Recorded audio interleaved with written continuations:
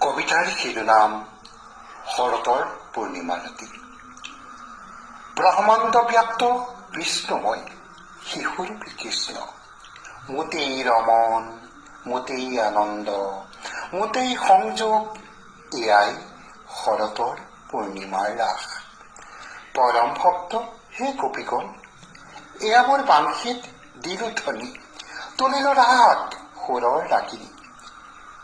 আজি উত্তাৱল বৃন্দাবন, দাৰুণ উৎকণ্ঠাৰ বিৰহিণী গোপীগণ, পৰম পদৰ মুখ্য প্ৰাপ্তিৰে শৃংগাৰত ৰত হৈ নৱৰস কানাৰাত তাল মিলাই ই যে আত্মা পৰমাত্মাৰ মিলন। নিৰ্মল প্ৰেমেৰে চিৰানন্দময়, ত্ৰিগুণ ব্ৰহ্মেৰে মই সচ্চিদানন্দ, জগত হওক আনন্দময়, নিত্যৰে কৰি কেৰি উজলি উঠক বৃন্দাবন, শৰতৰ এই পূৰ্ণিমা ৰাতি।